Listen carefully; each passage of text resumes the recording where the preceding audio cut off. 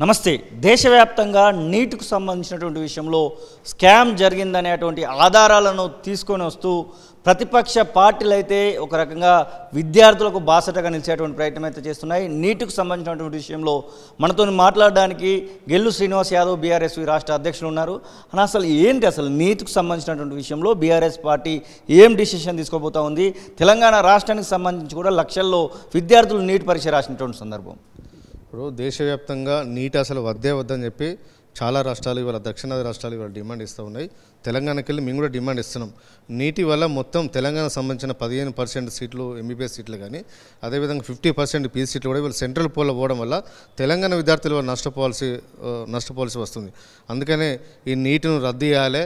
నీటిని రద్దు చేసి రాష్ట్ర ఎగ్జామ్స్ నిర్వహించే బాధ్యత ఏ రాష్ట్రాలకు ఆ రాష్ట్రాలే ఉండాలి, భాగస్వామ్యం ఉండాలి తప్ప ఇవాళ నీట్ అనేది తీసుకొచ్చి రాష్ట్రాల హక్కులను భంగం కలిగించదని చెప్పి ఇవాళ మేము బీఆర్ఎస్ పార్టీకి వెళ్ళి ఇవాళ మేము డిమాండ్ చేస్తూ ఉన్నాం. ఎందుకంటే తెలంగాణ రాష్ట్రంలో కేసీఆర్ గారు ముఖ్యమంత్రిగా ఉన్నప్పుడు ప్రతి జిల్లా కేంద్రంలో ఒక మెడికల్ కాలేజీని కట్టడం వల్ల ఇవాళ చాలా ఇక్కడ మెడికల్ సీట్లు పెరిగినాయి. తెలంగాణ విద్యార్థులకు ఎక్కువ అవకాశాలు ఇక్కడ కల్పించే విధంగా కేసీఆర్ గారు నిర్ణయం తీసుకున్నారు. కేంద్ర ప్రభుత్వం మెడికల్ కాలేజీలను తెలంగాణకు ప్రభుత్వ మెడికల్ కాలేజీలు మంజూరు చేయకుండా కూడా కేసీఆర్ గారే రాష్ట్ర ప్రభుత్వ నిధుల నుంచి ఇక్కడ మెడికల్ కాలేజీలు ఏర్పాటు చేసిన వల్ల ఎక్కువ సీట్లు రావడం వల్ల తెలంగాణ విద్యార్థులకు న్యాయం జరిగే విధంగా కేసీఆర్ గారు ఇప్పటికే గడిచిన 10 సంవత్సరాల లోపల రూపకల్పన చేయడం వల్ల తెలంగాణ విద్యార్థులకు లాభం ఉంది. కాబట్టి ఇవాళ సెంట్రల్ పోలో ఉండడం వల్ల మనం తెలంగాణ రాష్ట్రంకి వెళ్ళి అత్యధిక సీట్లు మనకు ఉండడం వల్ల ఈ సీట్లు 15% సెంట్రల్ పోలో పోతే నష్టపోయే తెలంగాణ విద్యార్థులు. తెలంగాణ బడ్జెట్తో కట్టిన సీట్లలో కాలేజీ లోపల సెంట్రల్ విద్యార్థి చేరే అవకాశం ఉంటాయి. కాబట్టి ఈ నీటిని రద్దు చేయాలని చెప్పి మేము కోరుతా ఉన్నాం. ఇవాళ పేపర్లో చూసినాం. ఇవాళ బీహార్లో కానీ గుజరాత్లో కానీ దాదాపు ఒక 13 మంది విద్యార్థుల మీద ఇవాళ కేసులు నమోదు.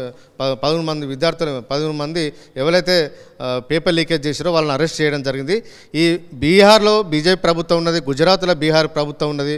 కాబట్టి ఈ బీజేపీ ప్రభుత్వ సహాయంలోనే ఇవి అక్రమాలు జరిగాయి. కాబట్టి ఈ నీటిని రద్దు చేసి ఎవరైతే అధికారులు తప్పేసారో వాళ్ళ మీద చర్యలు తీసుకోవాలని చెప్పి మేము కోరుతా ఉన్నాం. ఏదైతే ఇవాళ నేషనల్ టెస్టింగ్ ఏజెన్సీ ఉన్నదో దాన్ని రద్దు చేయాలి. దానివల్ల చాలా నష్టం. కాబట్టి ఎక్కడ మొత్తం అక్రమాలు జరుగుతున్నాయి. ఇంత తెలంగాణ ప్రాంతంలో తెలంగాణ రాష్ట్రంలో పెద్ద ఎత్తున ఇవాళ చాలామంది నీట్ ఎగ్జామ్స్ ఇవాళ ప్రిపేర్ అవుతూ ఉన్నారు. కానీ టాప్ 100 చూసుకుని ఎక్కడ కూడా తెలంగాణ ఒక్కరు కూడా ర్యాంకు లేదు. 150 ర్యాంకు వరకు కూడా తెలంగాణ విద్యార్థుల సంబంధించి ఒక్కరు కూడా ర్యాంకు రాలేదంటే ఇక్కడ కొన్ని రాష్ట్రాలకే న్యాయం జరుగుతుంది, మిగతా రాష్ట్రాలు చాలా అన్యాయం జరుగుతుంది. ముఖ్యంగా తెలుగు రాష్ట్రాలకు, అందులో తెలంగాణకు చాలా అన్యాయం జరుగుతుంది నీట్ ఎగ్జామ్ వల్ల అని చెప్పి ఇవాళ మేము దాన్ని డిమాండ్ ఇస్తూ ఉన్నాం. ఇవాళ బండి సంజయ్ గారు పోయినసారి గ్రూప్ 1 ఎగ్జామ్ లోపల అనేకమైన ఆరోపణలు చేశారు.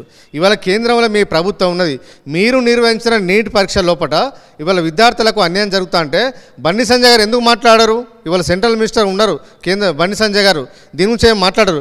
ఈ రాష్ట్రంలో ముఖ్యమంత్రిగా రేవంత్ రెడ్డి గారు ఉన్నారు, విద్యాశాఖ తన దగ్గరనే పెట్టుకున్నారు.